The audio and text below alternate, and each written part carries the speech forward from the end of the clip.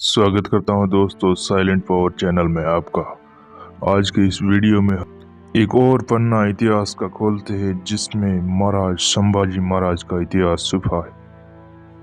तो चलिए दोस्तों, हम जानते हैं आज से 400 साल पहले दिल्ली की सत्ता पर मुगल सुल्तान औरंगजेब की हुकूमत थी। क्रूरता व कट्टरता और हैवानियत का जीवंत चेहरा।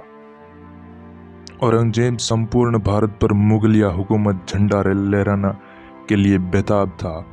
उत्तर को जीतने के बाद औरंगजेब की विशाल ब्रर सेनाएं दक्षिणी भारत को विजय करने निकली, पर दक्षिण में उसकी राह का सबसे बड़ा रोड़ा थी छत्रपति शिवाजी महाराज, जिनके जीवित रहते औरंगजेब कभी दक्कन में पांव न रख सका। पर ईस्वी सन 1680 में शिवाजी राजे की मृत्यु के बाद औरंगजेब के दक्षिणी विजय की चाहत फिर से जगी और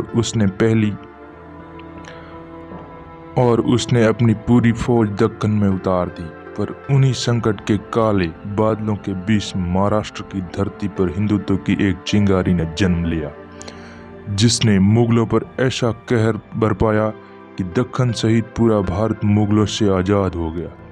ये महान गाथा है ऐसे फौलादी जिगर वाले हिंदू राजा की, जिसने 25 सालों तक औरंगजेब से इतने युद्ध लड़े कि औरंगजेब का उठना बैठना सुख चैन सब मुश्किल कर दिया।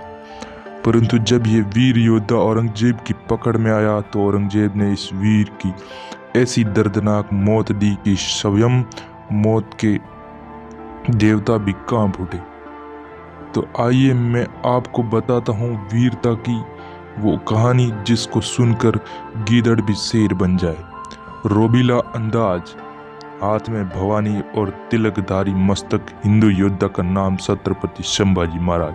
पर आखिर कौन थे संभाजी महाराज, जिन्हें इतिहास के पन्नों में हिंदू वीर के नाम से नवाजा गया है? महाराष्ट्र की धरती से हिंदू हुकूमत का बिगुल फूंकने वाले छत्रपति संभाजी एक अजय प्रतापी योद्धा थे। वो एक बवंडर था जिसने 9 सालों में 120 लड़ाइयां कर मुगल हुकूमत की सत्ता हिला दी थी। वो परम स्वाभिमानी शिव भक्त था, जिसकी भुजाओं के प्रताप से दिल्ली की सुल्तानें सहम उठी। 60 किलों की तलवार से लेकर वो रणभूमि में उतरता। 13 साल की उम्र तक 13 भाषाओं का ज्ञान था उसे। शस्त्र शास्त्र का वो पंडित था, जिसने हिंदुओं के लिए कई शास्त्र लिख डाले। उसके खूंखार 20,000 योद्धा उनके एक इशारे से मुगलों में मातम पचार देते थे। वो खुला घूमने वाला खूंखार हिंदू राजा था, जिसने गोवा से पुर्तगालियों को उक्का उजाड़ डाला। बीजापुर और गोलकुंडा के सुल्तान उसकी तलवार के आगे नतमस्तक थे। जंजीरा की सिद्धियों को वो अपनी तोप के निशाने पर रखता और औरंगजेब को वो अपनी जूती पर परंतु अपनों की गद्दारी के कारण वो औरंगजेब की पकड़ में आया, जिसके बाद औरंगजेब ने बड़ी ही बेरहमी के साथ उसका हाथ काटा, पैर काटा, जीभ काटी, आंखें फोड़ी, खाल उतार कर मिर्ची भरी और उसके शरीर के टुकड़े टुकड़े कर दिए, पर फिर भी वो झुका नहीं। तो चलिए आज हम बात करते हैं छत्रपति संभाजी महाराज के अनसुने इतिहास से। तो आप इस वीडियो को लाइक जरूर करें और अगर वीडियो अच्छा लगे तो चैनल को भी सब्सक्राइब करें। ताकि चलिए शुरू करते हैं। ईस्वी सन 1680 में छत्रपति शिवाजी महाराज के स्वर्ग जाने के पश्चात संभाजी महाराज को उनके सौतेली माता सोराईबाई ने पनाला किले में घेर लिया।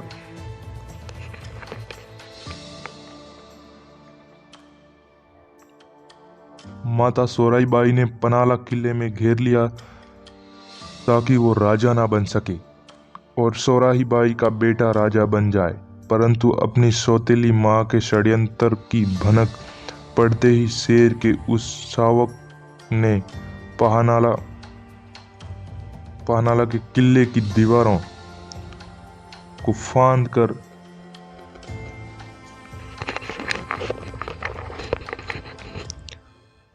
पन्हाला के किले की दीवारों को फांदकर पन्हाला गढ़ पर अधिकार जमा लिया।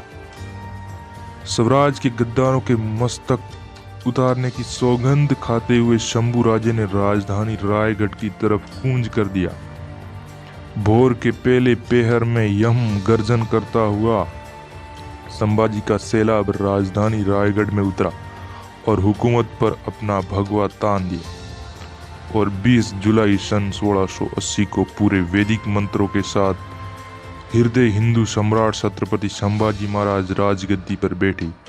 संभाजी महाराज ने राजा बनते ही अपनी सारी सेनाओं को राजधानी रायगढ़ में एकत्रित किया और मुगलों के विरुद्ध खुले युद्ध का ऐलान कर दिया। ईस्वी सन 1681 की मध्य रात्रि को संभाजी महाराज ने अपनी तमाम सेनाओं के साथ बरहानपुर पर धावा बोल दिया, क्योंकि बरहानपुर वो शहर था जो औरंगजेब की दूसरी राजधानी था। इस शहर में न सिर्फ औरंगजेब का खजाना था, बल्कि हजारों लाखों हिंदू जो मुगलों के विरुद्ध बगावत करते वो यहाँ कैद में थे। रात्रि के घोर सन्नाटे में मुगलों पर सामूहिक रूप से धावा बोल दिया। संभाजी महाराज के नेतृत्व में मराठों ने यहाँ पर तैनात मुगलों को काटकर पूरे नगर पर कब्जा कर लिया। शंभू राजे ने इस किले में औरंगजेब का खजाना लूटकर पूरे किले को धराशायी कर दिया। मराठाओं ने जाते जाते पूरे नगर को तबाह कर डाला। मराठों के इस पराक्रम से औरंगजेब गुस्से से तन-तना उठा। उसने अपने सबसे बेहतरीन सेनापति हुसैन कुली खां को एक बड़े लश्कर के साथ मराठाओं की धरती पर उतारा। हुसैन कुली खां दिल्ली से यह कहकर निकला कि वो 3 दिन में मराठों को मसल देगा, पर वो 3 साल तक वापस नहीं लौटा, क्योंकि संभाजी महाराज ने उस पर तगड़ा घेरा डाल रखा था। मराठों के आगे उसका पूरा लश्कर लूट गया, सेनाएं मारी गई और फिर एक रात मौका पाकर युद्ध भूमि से दुम दबाकर भाग निकला। इस प्रचंड जीत ने संभाजी महाराज को रातों रात दक्खन का चूरमा बना दिया, पर यह बात औरंगजेब बर्दाश्त नहीं कर सका और उसने मात्र 1 महीने के बाद खानजहाँ बहादुर को 1 लाख सेनाओं के साथ सतारा में उतारा। पर मराठों ने छापामार युद्ध नीति के दम पर खानजहाँ को दौड़ कर मारा। वो महाराष्ट्र में जहां कहीं पर अपना पड़ाव डालता, मराठों उन पर छापा मार देते थे। अंत में वो भी लूट पीट कर पुनः दिल्ली चला गया। औरंगजेब इसी तरह अगले 2 सालों तक 15 बार से अधिक अपनी सेना भेजता रहा, पर संभाजी महाराज ने हर बार कभी जंगलों में से तो कभी पर्वतों से निकलकर औरंगजेब की सेनाओं पर गाजर मूली की काटते रहते, गाजर मूली की तरह काटते रहते थे। जब सारे प्रयास विफल हो गए तो औरंगजेब स्वयं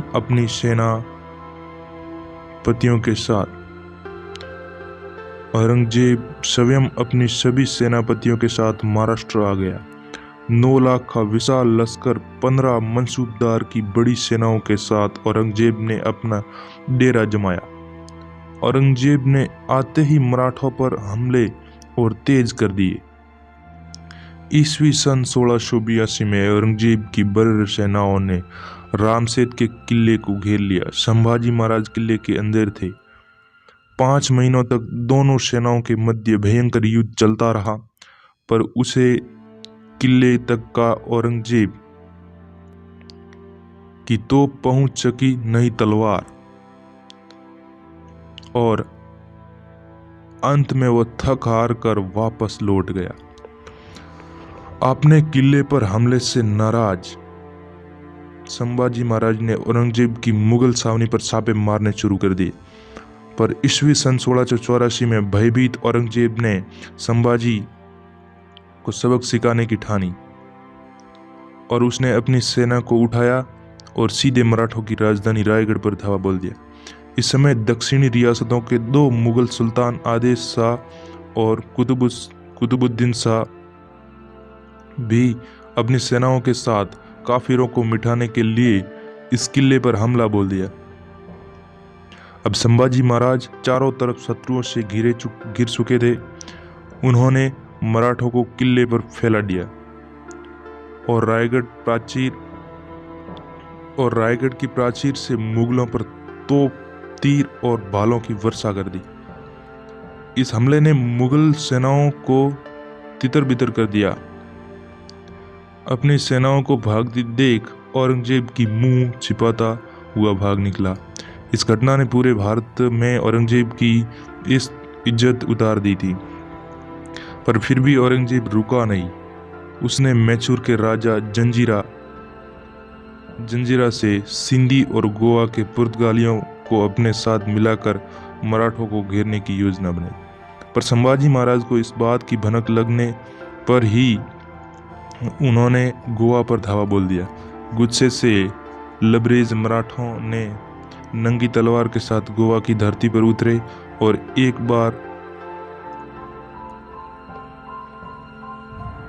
कर गोवा के किलों पर भगवी धगुआ चढ़ाना आरंभ कर दिया। संभाजी महाराज ने गोरों की चमड़ी उतार दी और शर्म के बाहर खड़े संभाजी महाराज ने जैसे ही अंग्रेजों के विरुद्ध महादेव का युद्ध घोषित किया कि तभी पुर्तगाली सेनापति फ्रांसीसी को गिड़गिड़ाता हुआ शंभू राजे के कदमों में बैठ गया और औरंगजेब से दूर रहने का वचन दिया। इधर औरंगजेब पागलों की तरह 9 सालों तक संभाजी महाराज के पीछे घूमता रहा, पर संभाजी महाराज एक काल की भांति उसकी सत्ता पर मंडराते रहे। अंत में जब औरंगजेब खुले मैदान में संभाजी महाराज से नहीं लड़ सका तो उसने संभाजी महाराज के घर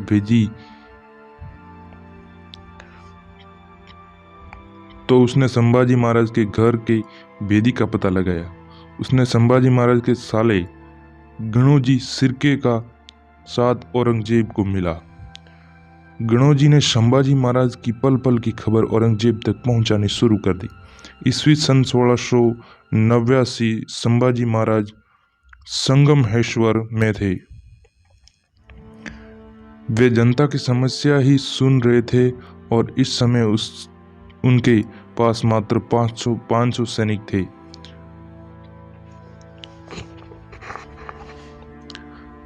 चंसना गणोजी सिरके ने औरंगजेब को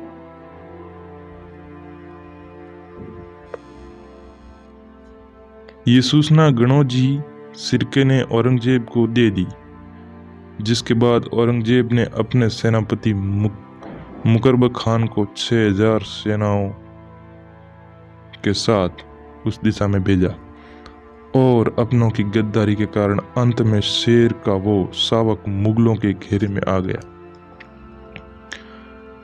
यहाँ एक युद्ध हुआ।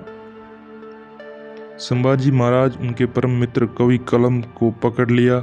9 साल के खुन्नस खाए बैठे औरंगजेब के आदेश पर संभाजी महाराज और उनके मित्र को ऊंट पर उल्टा लटका कर पूरे शहर में घुमाया और फिर इन दोनों औरंगजेब के सामने हाजिर कर दिया।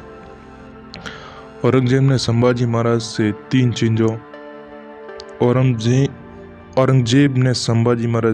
चीजें मांगी। मराठा राज्य मेरे हवाले कर दो और गुलाम बनकर राज करते रहो। मेरे किलों से जितना भी सोना लूटा वो मुझे वापस कर दो। और तीसरा, हिंदू धर्म छोड़कर इस्लाम धर्म अपना लो। पर शंभू राजे ने औरंगजेब की एक भी शर्त मानने से इनकार कर दिया, जिसके बाद औरंगजेब क्रूरता को वो वैश्यपन दिखाया। दोनों वीरों को जेल में बंद कर दिया, पर उन्होंने अंजल का त्याग कर दिया, जिस पर क्रूरवैशी औरंगजेब ने उन दोनों के नाखून उखाड़ने शुरू करवाए।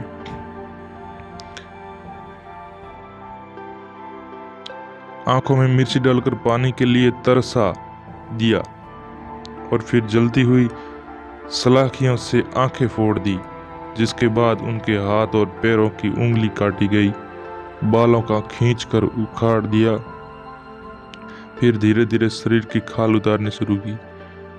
उनकी जीभ काट ली गई। ये लगातार 40 दिनों तक चलता रहा। हर रोज उनके शरीर का एक एक अंग काटा जाता था, पर शंभुराजे झुका नहीं और अंत में उनके शरीर के टुकड़े टुकड़े कर फेंक दिया गया। आज हम उन वीर सपूतों को भूल चुके, हमारे उन वीर सपूतों की उन कुर्बानी को जन जन पहुंचाएंगे। अगर आपका मन करे तो वीडियो को लाइक करें। वीडियो थोड़ा लंबा हो गया है दोस्तों।